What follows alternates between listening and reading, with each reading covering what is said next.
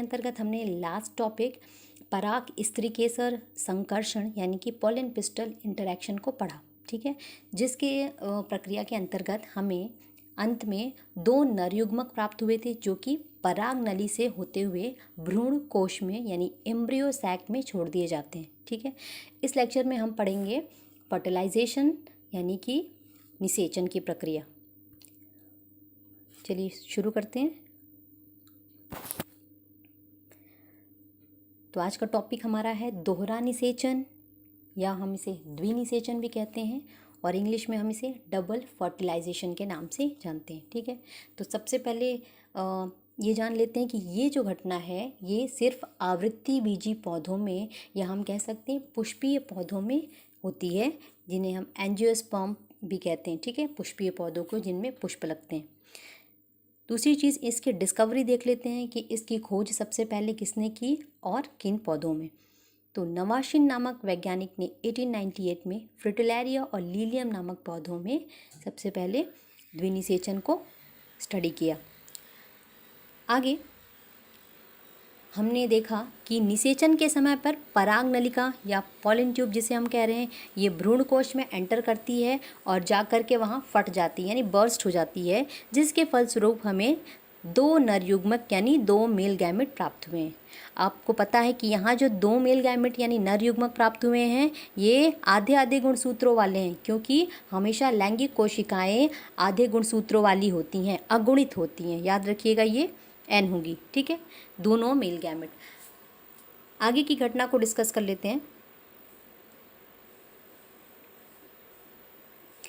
अब इसमें से एक नर युग्मक अंड कोशिका जो कि मादा युग्मक है, ठीक है, इनके साथ मिलकर के संयोजन करके जो रचना बनाती है उसे हम जाइगोट या युग्मनज के नाम से जानते हैं। तो याद रखिए, सबसे पहले एक मेल गैमेट एक अंड कोशिका के साथ मिलता है, ये आधे गुणसूत्र वाले, ये आधे गुणसूत्र वाले। ठीक है, ये दोनों कंबाइन करते हैं और इससे जो रचना बनी इसे जाइगोट कहते हैं। जाइगोट 2n हो जाएगा। ठीक है, तो इस प्रक्रिया को हम संयुग्मन या सत्य निषेचन या निषेचन के नाम से जानते हैं।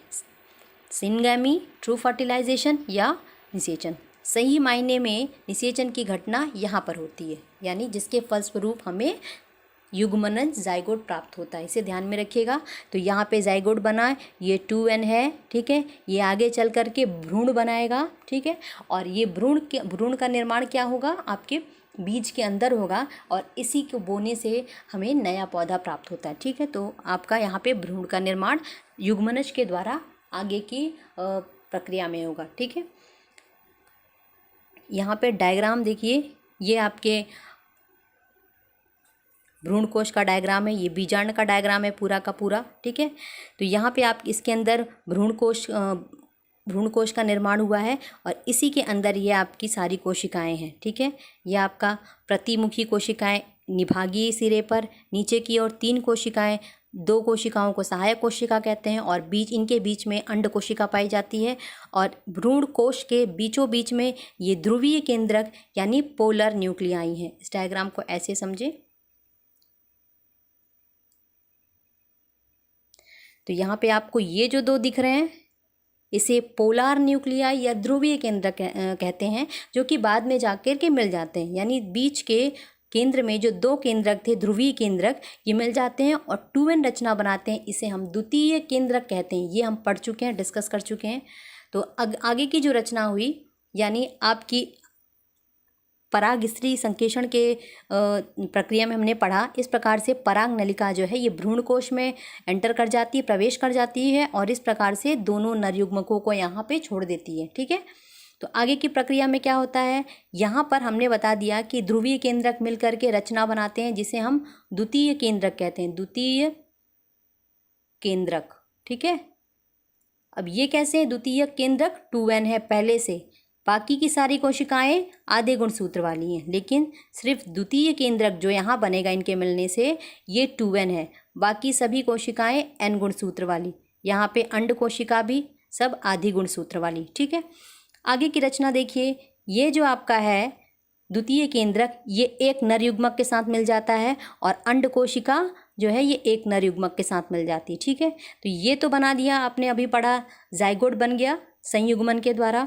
और यहाँ पर जो 2n द्वितीयक केंद्रक था, ये एक नर युग्मक के साथ मिल करके ये हो जाता है आपका 3n। डायग्राम में देखिए आप, यहाँ 3n लिखा हुआ है। ठीक है, तो ये 3n रचना कब बनी? द्वितीयक केंद्रक प्लस एक नर युग्मक के मिलने से ये रचना बनती, इसे कहते हैं प्राथमिक भ्रूण पोष केंद्रक। यहाँ भ्रूण कोश नहीं है, भ्रूण पोष है, नाम थोड़ा कंफ्यूजिंग है, ध्यान दीजिएगा। इसे प्राथमिक भ्रूण पोष केंद्रक कहते हैं, यानी प्राइमरी एंडोस्पर्म न्यूक्लियस। भ्रूण पोष के लिए शब्द है एंडोस्पर्म। ठीक है, तो यहाँ पर दो रचनाएं बनती हैं निषेचन के फलस्वरूप। एक तो जाइगोट बन गया जो 2n है, और एक बना प्राथमिक भ्रूणपोष केंद्रक जो कि कैसा है? 3n है। ठीक है, आगे की प्रक्रिया हम इधर डिस्कस कर लेते हैं। ये आपको बता चुके, युग्मनज ने बाद में भ्रूण का निर्माण किया। ठीक है, आगे विकास होगा, इसका डेवलपमेंट होगा तब। ठीक है, आगे देख लेते हैं। दूसरा नर युग्मक जो है यानी सेकंड मेल गैमेट, ये द्वितीयक केंद्रक यानी सेकेंडरी न्यूक्लियस के साथ मिलकर के एक त्रिगुणित का मतलब है 3n। ठीक है, तो 3n के जो है आपका केंद्रक है 3n रचना बनाता है, जिसे हम प्राथमिक भ्रूण पोष, यहाँ पोष होगा, केंद्रक का निर्माण करता है। ठीक है, तो इस क्रिया को हम त्रिसमेकन के नाम से जानते हैं, ट्रिपल फ्यूजन। तो ट्रिपल फ्यूजन में क्या होता है? ट्रिपल फ्यूजन में द्वितीयक केंद्रक एक नर युग्मक के साथ मिल करके 3n रचना बनाता है, जिसे हम प्राथमिक भ्रूण पोष केंद्रक कहते हैं। यहाँ थोड़ा मिस्टेक है, भ्रूण पोष केंद्रक होगा, प्राइमरी एंडोस्पर्म न्यूक्लियस का निर्माण करेगा। ठीक है, तो यहाँ पे क्योंकि 3n रचना बनी है, हम इस क्रिया को त्रिसमेकन या ट्रिपल फ्यूज़न के नाम से जानते हैं। तो यहाँ पे ट्रिपल फ्यूज़न की घटना हो गई, और इसके ऊपर में जो आपको बताया वो सिनगैमी की घटना हुई, यानी संयुग्मन या निषेचन की घटना हुई। ठीक है, ये डायग्राम आप देखिए, बहुत अच्छे से समझ में आएगा, शुरू से सारी प्रक्रिया है इसमें। यानी अंड कोशिका और एक नर युग्मक के मिलने से जो रचना बनी उसे जाइगोट कहा, ये 2n होगी या युग्मनज कहते हैं इसे। प्रक्रिया का नाम हुआ संयुग्मन या सिनगैमी। ठीक है, अब दो ध्रुवीय केंद्रक जो केंद्र में थे, ये दोनों मिल गए और इन्होंने बनाया द्वितीयक केंद्रक। ठीक है, सेकेंडरी न्यूक्लियस जो कि 2n हो गए। कैसे? क्योंकि ये n और ये n मिले, इसके मिलने से बनाया तो ये 2n बन गया। ठीक है, अब 2n यानी द्वितीयक केंद्रक और दूसरा बचा हुआ नर युग्मक मिल जाते हैं, ये रचना बनाते हैं प्राथमिक भ्रूणपोष केंद्रक। प्राथमिक भ्रूणपोष केंद्रक, प्राइमरी एंडोस्पर्म न्यूक्लियस जो कि 3n है। ठीक है, प्रक्रिया को त्रिसमेकन या ट्रिपल फ्यूजन के नाम से जानते हैं। ये चीज़ आगे भी दी है। हाँ, क्योंकि इस प्रक्रिया में दोनों ही नर युग्मक निषेचन में भाग ले रहे हैं। यहाँ पे दो नर युग्मक पराग नलिका से आए थे जो कि दोनों ही निषेचन में भाग ले रहे हैं, इसीलिए ठीक है इस क्रिया को हम द्विनिषेचन कहते हैं। क्योंकि निषेचन यहाँ दो बार हुआ, एक बार निषेचन के होने से जाइगोट बना और एक बार निषेचन के होने से प्राथमिक भ्रूणपोष केंद्रक बना। ठीक है, तो द्विनिषेचन में संयुग्मन और त्रिसमेकन दोनों प्रक्रियाओं को सम्मिलित करते हैं। तो जहाँ भी द्विनिषेचन की बात होगी वहाँ पे कौन सी प्रक्रिया होगी? संयुग्मन।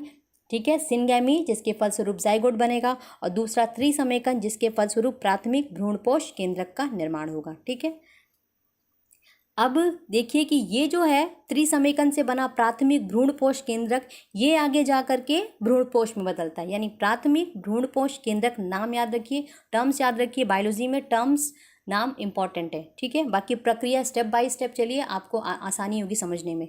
तो प्राथमिक भ्रूणपोष केंद्रक जो है ये आगे विकास करेगा, और आप पढ़ेंगे आगे चलकर कि ये भ्रूणपोष में बदल जाता है। ठीक है, अब इस भ्रूणपोष का क्या काम है, एंडोस्पर्म का क्या काम होता है? तो ये क्या करता है, बढ़ते हुए भ्रूण को भोजन देने का कार्य करता है, और ज़्यादा अंत में क्या होता है, ज़्यादातर बीजों में ये समाप्त हो जाता है, लेकिन कुछ ऐसे भी बीज होते हैं जिनमें आपका भ्रूणपोष बचा रह जाता है, इसे हम आगे पढ़ेंगे।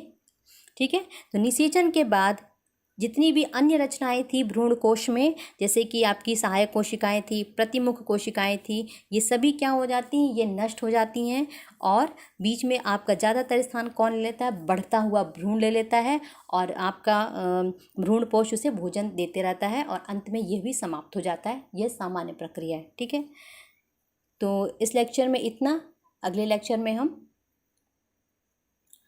भ्रूण के विकास को पढ़ेंगे। धन्यवाद।